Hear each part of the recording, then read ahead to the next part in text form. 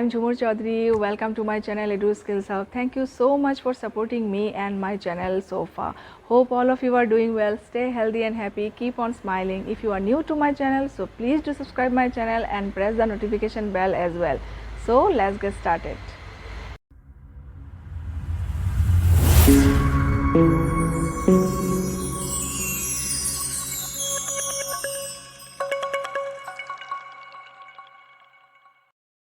Hello students, today I am going to tell you about Aristotle's theory of revolution.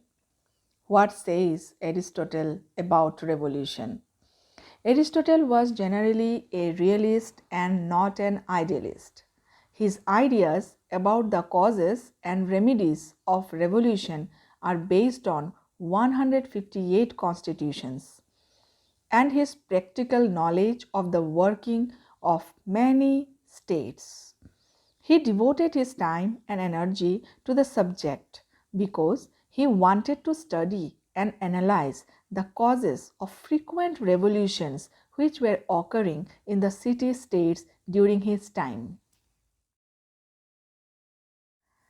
According to Aristotle, revolution means a change in the constitution of a state, whether great or small. Revolution may also mean that the constitution remains unchanged, but political power may change.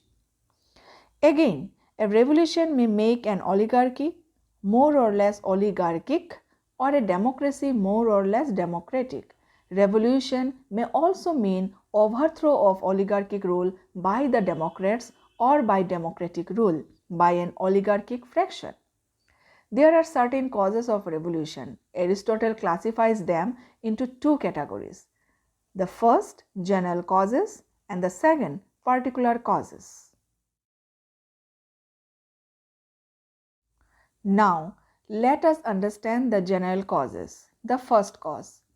The first cause of revolution is different interpretations of the principle of justice and equality.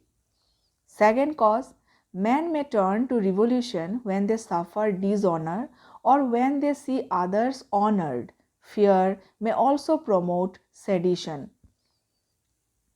The third cause, another reason, the third cause for revolution is the disproportionate increase of a particular class of people in a state. Working class revolution is due to disproportionate increase of number of working class and the absence of middle class. Now, let us understand the particular causes according to Aristotle. The first cause, revolution in democracy occurs due to the attack of demagogue, which means powerful orators, on the rich and thereby compel the wealthy persons to unite and overthrow democracy. The second cause, revolution in oligarchy may break out if there is oppressive treatment on the masses by the few rich. The third cause, revolution in aristocracy may break out due to jealousy and dissension within ranks and files of the ruling class. Fourth cause, monarchy is overthrown because of the undignified rule and crude behavior of the king. Fifth cause, revolution in tyranny may break out due to the oppressive and inhuman treatment of the tyrant. Aristotle, the father of political science, also gives some suggestions for the prevention of revolution. The first suggestion is that, according to Aristotle, the best way to prevent revolution is to preserve friendly atmosphere, to counteract discontent, to act moderately. Second suggestion, to foster the spirit of fairness and reverence towards law.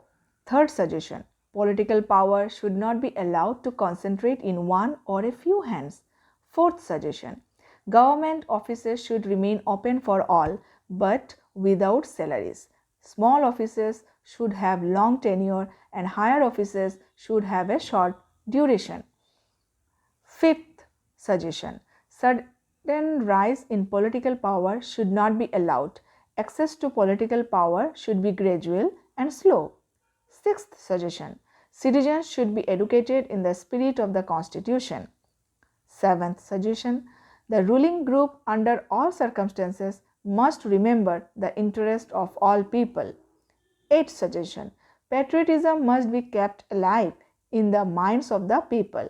Last but not the least, revolution can be avoided in such a state where extremes of wealth and poverty are unknown, that is, in a state which is ruled by the middle class. These are all the suggestions given by Aristotle to prevent revolution. Aristotle's theory of revolution also criticized on some following grounds. According to Aristotle, revolutions break out due to political injustice and political inequality, but he does not mention economic factor which is also responsible for revolution.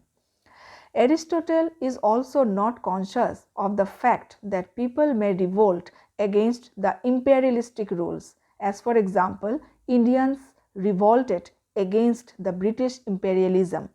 Moreover, Aristotle also ignores the fact that revolutions may occur as much from without as from within the country. Revolutions are not always motivated by the desire for wealth or power, but there may be disinterested motives behind a revolution. A revolution may bring about a wholesome change in society by ensuring better living and better peace. Aristotle's conception of middle class cannot be supported from historical point of view. As for example, in France, it was the middle class which was responsible for revolution.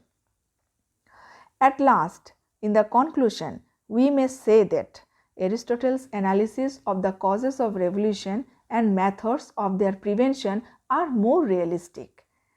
The study of Aristotelian theory of revolution may give us the impression that he is the forerunner of Machiavelli. But his theory has also some serious drawbacks.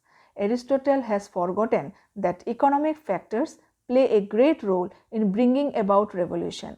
Poverty-stricken masses are bound to be revolutionary, but on the whole, his analysis is still studied with serious attention even by the modern political scientist. So, hope you understand the Aristotle's theory of revolution very clearly. More videos are on the line. Keep on watching. Take a very good care of yourself. Bye bye.